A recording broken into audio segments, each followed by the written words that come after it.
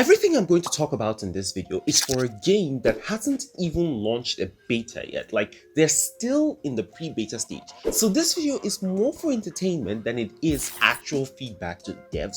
But if the devs see this video and decide to take some of the things that I talk about in this video to heart, then please, I'll be very, very happy. With that said, let's get into the video. Now, through the official website, we know 3 out of the 4 characters that were revealed in the gameplay trailers that have been showcased to us. And these characters' names are Mint, Nanali, and Sakuri. Now, the 4th character is a character that we never got any information about, and a comment on my last NTE video talked about how this might be the custom character that we have, or the main character of the story. Now, I want to lean in on the custom character part, and the reason why is because this game is being made by the same devs that made Tower of Fantasy. So they probably are going to lean back into the custom character creation thing. And I really want to make a suggestion to them about that. So here's the thing, for Tower of Fantasy, even though we could do all of the customizations that we could do in Tower of Fantasy, there was one thing that we weren't able to do that really, I think a lot of people would appreciate. It might be a small detail. It's the ability to be able to choose the weapon that our character is going to use. Now, mind you, I know that this is going to require a lot more resources where you have to do the different animations for the different weapon types that they have, especially in the story.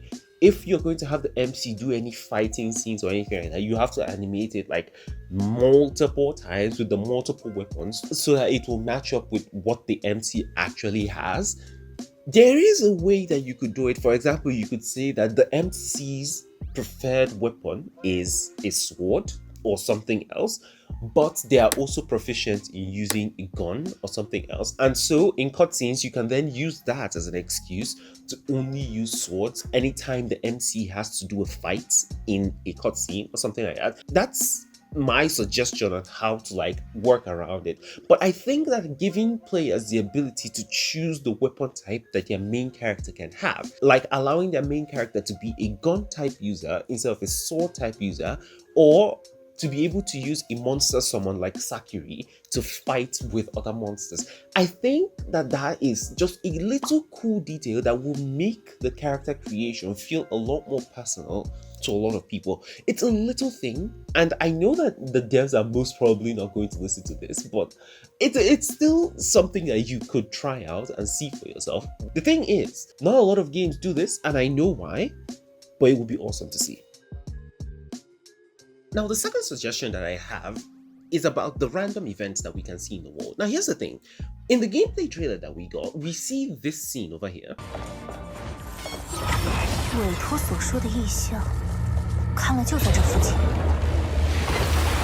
紊乱的气息越来越强烈了。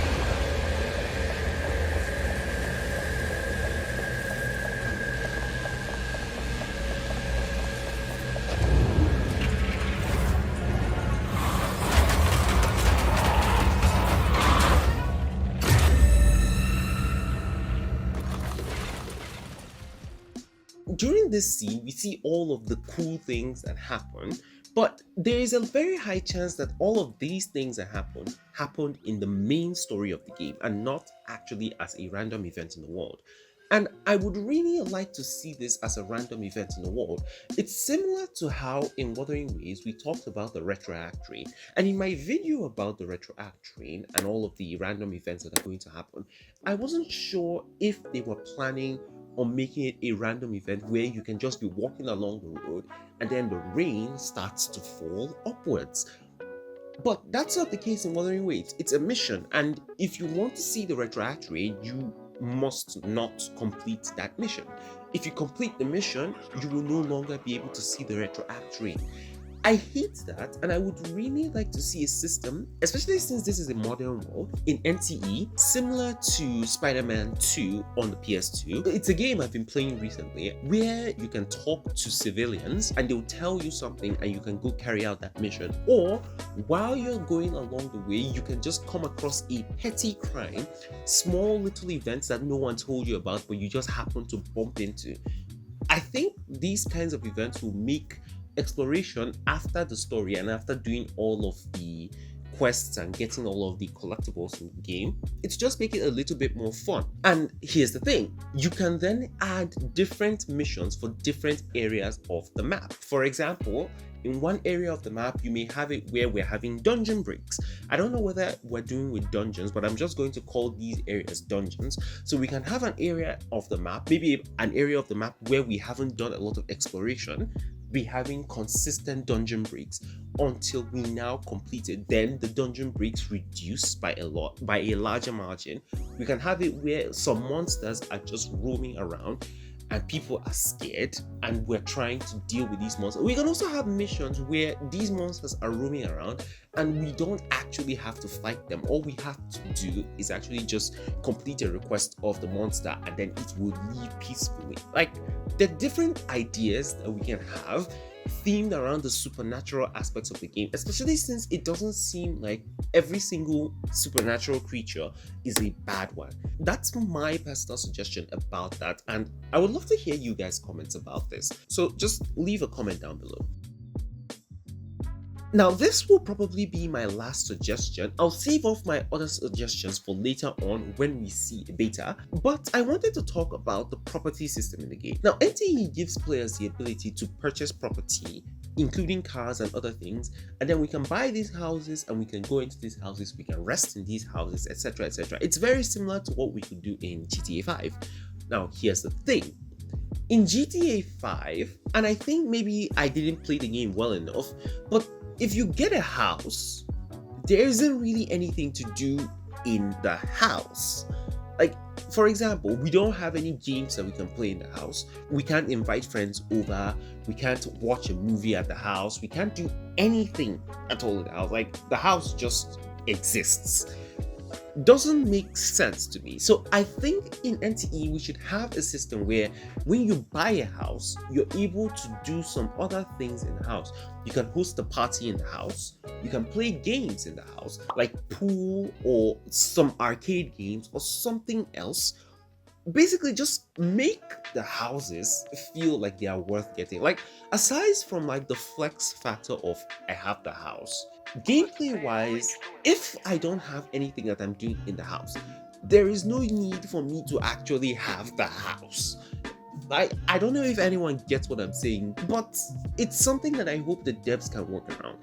I've already made my own suggestions for this. We can have the ability to play something like pool, arcade games, fighting games, we can watch movies, we can host parties, we can invite other characters over and hang out with them, similar to how in GTA you're able to call other playable characters and have a hangout with them. And then these hangouts can also serve as hidden missions or a way to flesh out the story some more, similar to how in GTA we're able to call Trevor over for a meeting and then we just have Michael and Trevor talk and finally get past the whole Brad issue. Like, it's my personal suggestion that we just have these little things to make the housing system feel worth it.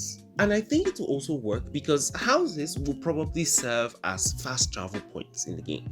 So if we have a fast travel point, why not just have other cool things that we could do there, like all of the things I have already mentioned. Here's the thing, I really do hope that the devs take this information to heart and do something like this that is very, very similar to it. It will be absolutely beautiful, like absolutely very beautiful. Aside from all of these, I don't think there's anything else I can talk about without actually feeling like as though I'm just pushing too much information on the devs without actually seeing the vision that they have for the game. So I'll leave off the video here. Thank you all so much for watching. Very soon, I'll make a video talking about the things that fans want from the game. So if you have any suggestions for the game, even if it's not about anything that I personally have talked about in this video, then leave them down below. I'm very interested to hear your thoughts. I'll compile all of those videos. I'll also go to some other social media platforms and see if anybody has any suggestions, and I'll make a video out of it. And I'm also planning on compiling every single thing that we know about NTE into a single video, similar to what I did in Project Mugen. If you haven't seen that video, then I'll link it down below. Thank you all so much for watching. Subscribe for Wuthering Waves, Azure Premilia, Project Mugen, and NTE news videos, guide videos, challenge videos, and some other kinds of videos that I plan on making from time to time. Also join the hideout on Discord, and I'll catch you guys in the next video.